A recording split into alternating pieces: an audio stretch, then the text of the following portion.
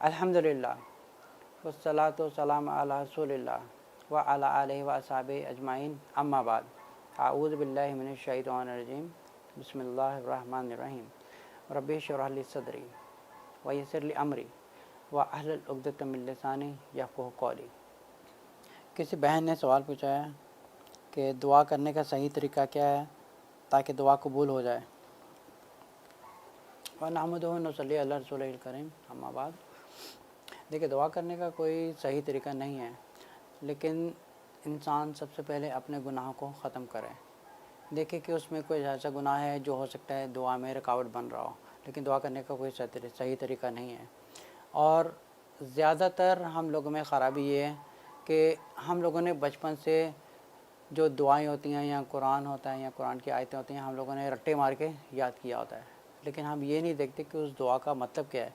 जैसे सूरत फ़ातिहा पढ़ते हैं, सूरत फ़ातिहा कितनी खूबसूरत दुआ है जिसमें अल्लाह ताला से ये कहते हैं अल्हम्दुलिल्लाहि रब्बिल आलमीन अर्रहमानिर रहीम मालिकि यौमिद्दीन। फिर हम कहते हैं इय्याका नअबुदु व इय्याका नस्तईन। ए अल्लाह, हम सिर्फ़ तेरी ही इबादत करते हैं और सिर्फ़ तुझे से ही मदद मांगते हैं और सिर्फ़ तुझे से मांगते हैं। अब सिर्फ़ कहने का मतलब क्या है, एक सिर्फ़ तू है और जिससे हम मदद मांगते हैं। अब जैसे लोग सूरत फ़ातिहा पढ़ते हैं नमाज में, वो जल्दी जल्दी पढ़ लेते हैं, उनको ये भी नहीं पता पढ़ा क्या है, इसका मतलब क्या है। अब ये पढ़ने का मतलब होता है कि आप अपना राब्ता अल्लाह ताला के साथ बिल्कुल ठीक कर रहे हैं। सबसे पहले हम अपने गुनाहों को दूर ख़त्म करना चाहिए। घर में जो नाजायज़ काम हो रहे हैं, इस्लाम के ख़िलाफ़ काम हो रहे हैं, या टीवी देख के जा रहे हैं, या कुछ भी गलत काम ऐसे रहे जो दुआ में रुकावट बन सकते हैं। दुआ करने का कोई सही तरीका नहीं है।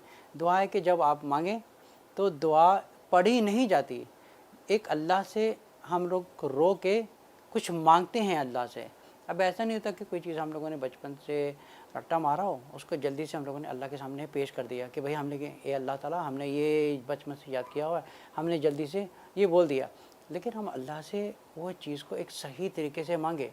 जैसे हज़रत आदम अलैहिस्सलाम ने दुआ की थी, रब्बना ज़लमना अनफुसना व इल्लम तग़फ़िर लना व तरहमना लनकुन्नन मिनल ख़ासिरीन। ए अल्लाह, इसी तरीके से अगर हम इसकी ट्रांसलेट करें तो हम एक सच्चे दिल से अल्लाह के आगे रोते हैं, ए अल्लाह, मैं अपनी जान पर जुल्म किया है, तो हमें माफ़ कर दे।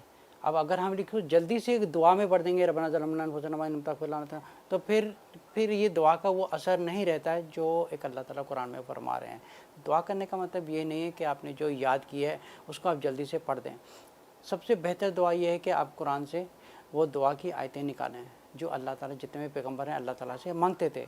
जैसे रसूलुल्लाह सल्लल्लाहु अलैहि वसल्लम सूरह ताहा की आयत नंबर 114 में फरमाते हैं रब्बे ज़िदनी इल्मन। अल्लाह ताला अपने नबी से कह रहे हैं कि आप अल्लाह से दुआ कीजिए कि अल्लाह मुझे इल्म और बढ़ा, मेरा रब्बे ज़िदनी इल्मन, मेरा इल्म और बढ़ा।